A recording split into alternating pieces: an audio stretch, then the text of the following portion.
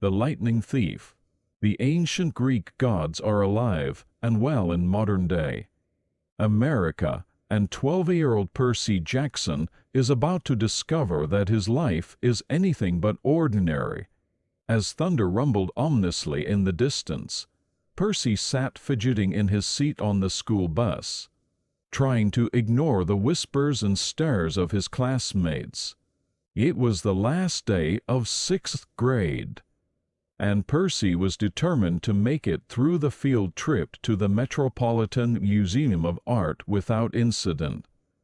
But for Percy Jackson, staying out of trouble was never that simple. "Mr. Jackson," his teacher, Mrs. Dodds, called out, her voice like nails on a chalkboard. "Please pay attention." Percy snapped to attention, his sea-green eyes focusing on the ancient Greek and Roman artifacts around him. As Mrs. Dodds droned on about the importance of these relics, Percy couldn't shake the feeling that something was off. The statues seemed to be watching him, their marble eyes following his every move. Suddenly, Nancy Bobofit, the class bully, tossed a glob of peanut butter and ketchup sandwich at Percy's best friend, Grover Underwood. Without thinking, Percy stood up, ready to confront her. But before he could take a step, the water from the nearby fountain erupted, dousing Nancy from head to toe. Chaos ensued.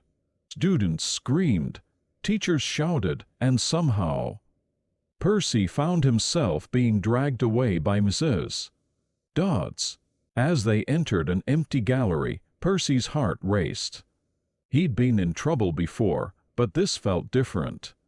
Dangerous. "You've been giving us problems, honey," Mrs. Dodds said, her voice no longer human. Her eyes glowed like barbecue coals, her fingers stretching into talons. In that moment, Percy's world shattered. Mrs. Dodds transformed into a hideous creature with leathery wings, sharp claws, and rows of yellowed teeth. A fury straight out of Greek mythology stood before him. "Die, honey," she snarled, lunging at Percy. Just as Percy thought he was done for, Mr. Brunner, his Latin teacher, burst into the room, tossing Percy a pen. "What ho, Percy!" he shouted. Instinctively, Percy uncapped the pen, and it transformed into a glowing bronze sword. With a courage he didn't know he possessed, Percy swung the blade, and Mrs. Dodds exploded into golden dust. In the blink of an eye, Percy found himself back outside with the class, the sword nowhere to be seen. When he asked about Mrs. Dodds, everyone looked at him as if he were crazy. According to them, there had never been a Mrs. Dodds at Yancey Academy.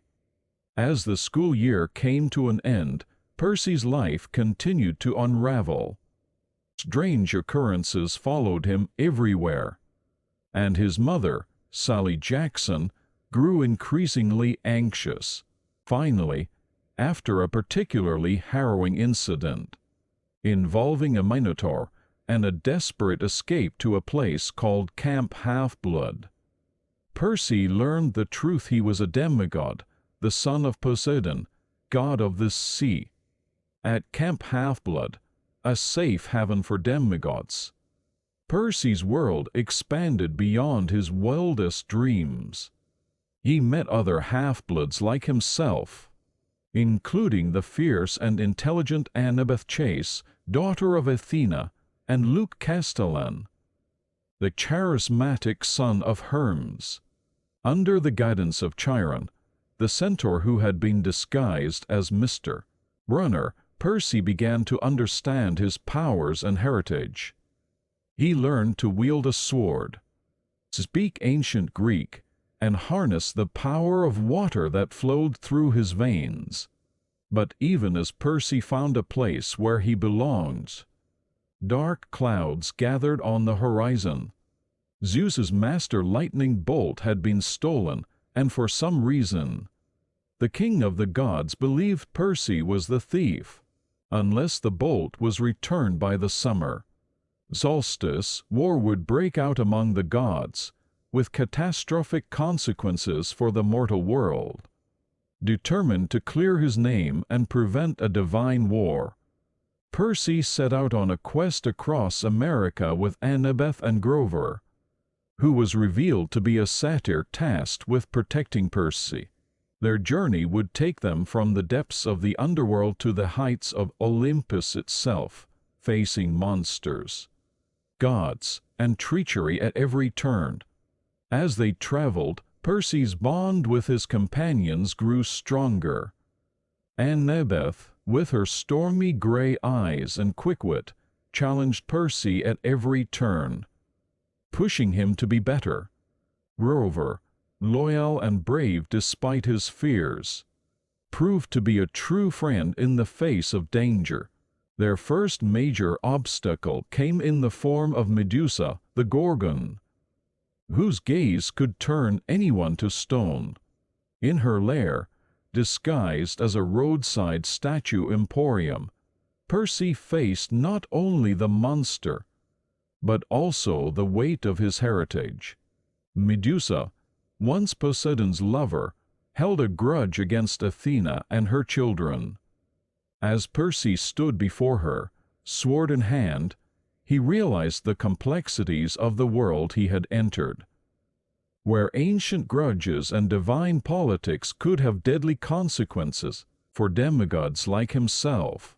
With quick thinking and teamwork, Percy managed to behead Medusa, sending her head to Olympus as a grim message to the gods.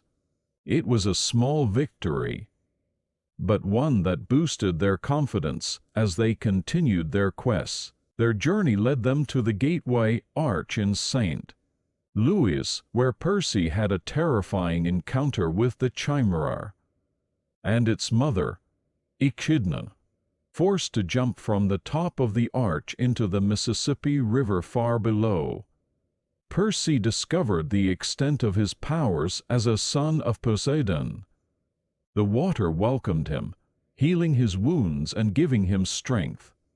As they pushed westward, the trio found themselves in a deadly trap at the Lotus Hotel and Casino in Las Vegas.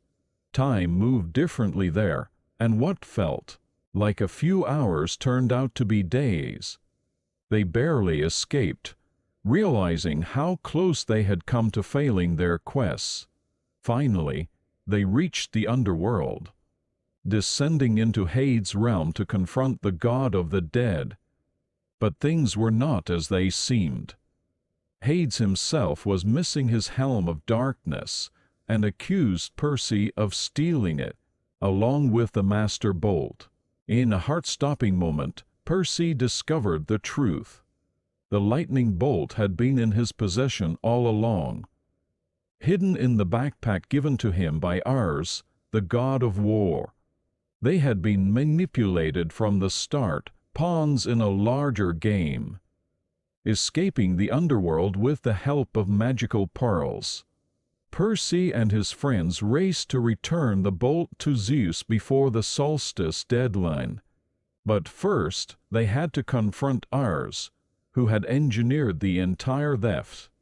On a beach in Los Angeles, Percy faced the god of war in single combat. It was David versus Goliath, a 12-year-old boy against an immortal god.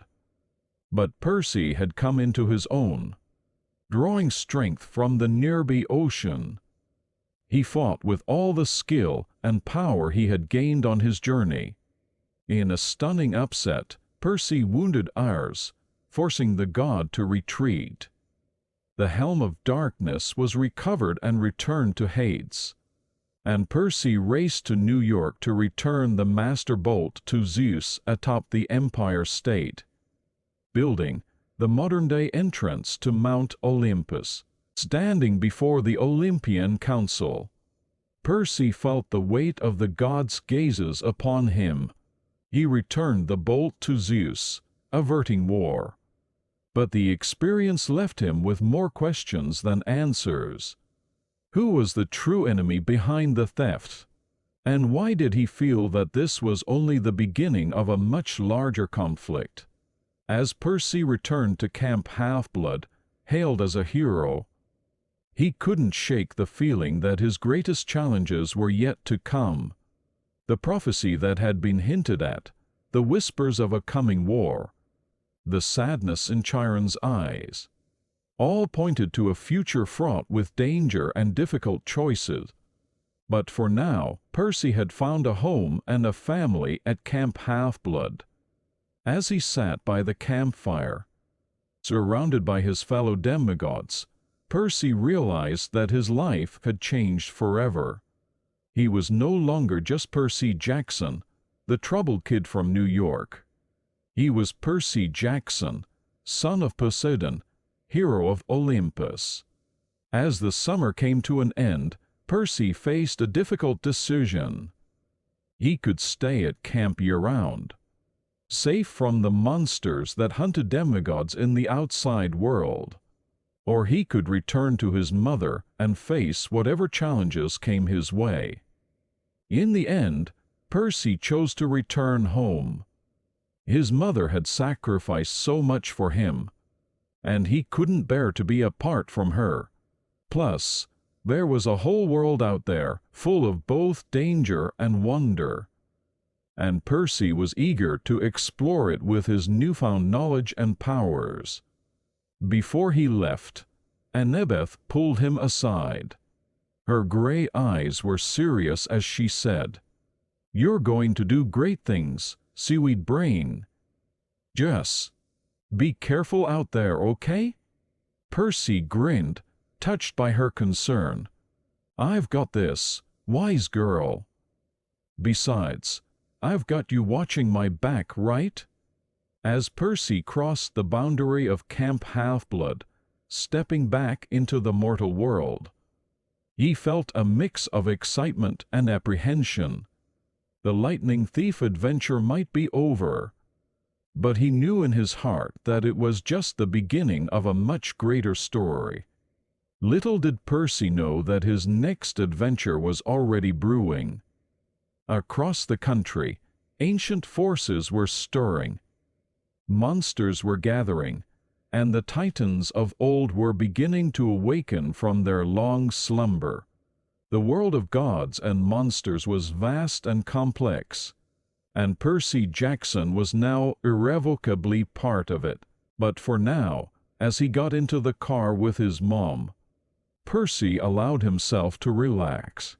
He was going home, back to the familiar streets of New York City. Yet even the familiar would never be quite the same again. Every storm might be Zeus's anger, every ocean wave a message from his father. The world was bigger, more wondrous, and more dangerous than he had ever imagined. As they drove away from Half-Blood Hill, Percy caught a glimpse of Thalia's pine tree standing strong at the crest, guarding the camp as it had for years. He made a silent promise to himself and to all the friends he had made. He would train, he would grow stronger, and he would be ready